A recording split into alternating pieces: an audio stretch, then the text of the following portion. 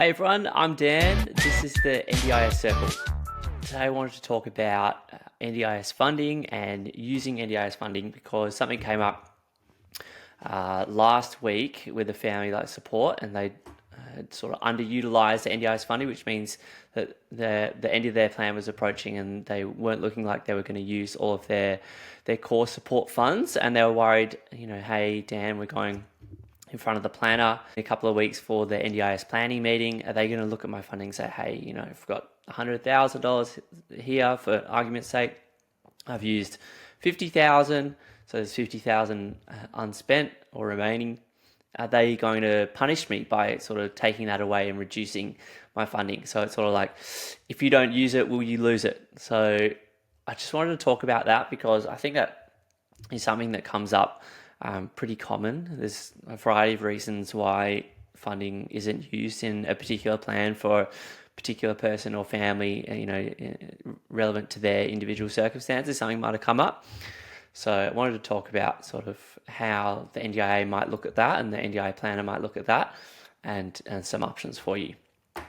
So the saying goes, if you don't use it, you lose it. Doesn't always hold true for NDIS funding, but it's not completely without an element of truth. So when your next plan reassessment rolls around, I guess one of the main things that the NDIA planner or local area coordinator, LAC, will be looking at is the total amount of funds that you had last year in your plan, how much you spent, and then how much is remaining. So they can see that on their system and see funds utilization for the year. Just because a person or a family was funded for a certain amount for a year, it doesn't mean that they'll automatically receive the same amount for the following year. The NDIA, that's why they call it a plan reassessment. They reassess the disability support needs of the person, they reassess their circumstances, and then they reassess the funding and the support that they allocate in a person's NDIS plan for the next year or 2 years or 3 years, however sort of long their next plan is. And I guess one of the core principles of the NDIS, coming back to sort of those foundational principles, is that investing in someone early in life, they're aiming for that person to become more independent and obviously then becoming less reliant on funded supports in future years as well. And as a result, sort of saving the government and the scheme as a whole money in the long run, which is an awesome idea in theory. And I've definitely seen that happen, but I've also seen that, for people with particularly complex disability support needs or particularly complex circumstances, that's not always the case, and definitely not always the case in the short term as well. These support needs a long runway with people, particularly with intellectual disabilities and unstable life circumstances, to really be able to access that support and access those capacity building supports to build independence over the long term. Constant media storm around NDIS cost blowouts and the sustainability of the scheme sort of results in a lot of public scrutiny, and I think that puts a lot of pressure on the NDIA to account for every dollar that they spend, which is important for that to be reassessed. It's taxpayer money that we're all contributing to for the scheme, and it needs to be sustainable. And so that's important, but obviously the person's circumstances and disability support needs need to be really accurately assessed, and the NDIA need to look at the evidence as well. Unused funding can be a signal for the NDIA planner that it wasn't needed for that person, but it's just one signal. It's not the whole picture. So it can be a signal to the NDIA that the person didn't require that funded amount of support to achieve their goals because they developed their skills and access quality supports in their inclusive community, enabling them to do more things independently.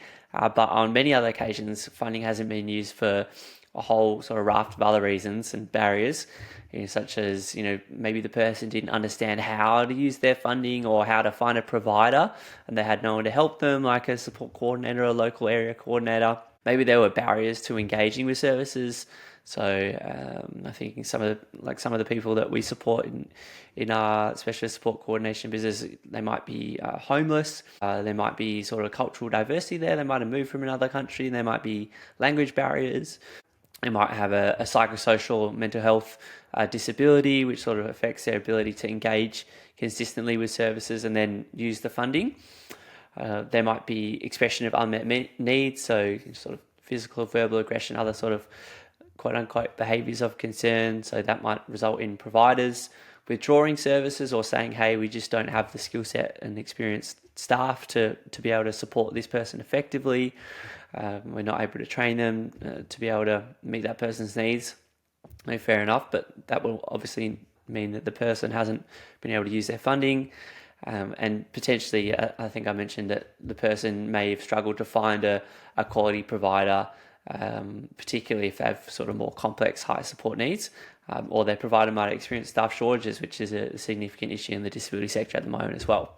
So if there were some of those barriers to using your funding as a NDIS participant or family, you need to really, and with the support of your support coordinator or the people around you and your other service providers, really communicate that clearly in the plan reassessment meeting with the NDIA planner, and your paid supports like your support coordinator, core support provider, and other capacity building providers like your therapy providers. They need to be really clear about those barriers as well in their own progress reports and in the support coordination plan reassessment report as well. So they need to outline what the challenges to using the funding were, how you attempted to overcome them, and what their role was in that, and why or why not those strategies worked. The outcomes of the support and the funding that's been used so far. So what have you been able to achieve or progress towards with the funding? The NDI want to be able to see that, you know, what they've funded and the support that you're accessing is actually beneficial and effective for you.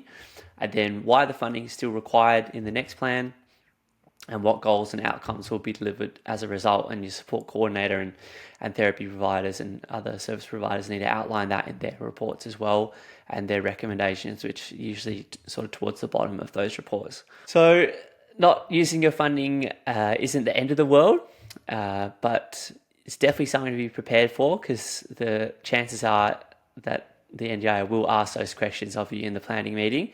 And rather than sort of trying to sweep it under the rug and pretending that it hasn't happened, I think it's actually better to be more proactive and say, hey, you know, we're aware that we haven't been able to use half of our funding, but it was because I was admitted to hospital, or this happened in my life circumstances, or I had a provider and then they withdrew and I wasn't able to find another quality one. Just being really clear about those barriers, and then sort of evidencing why you need that level of support if you do need it going forward in the next plan.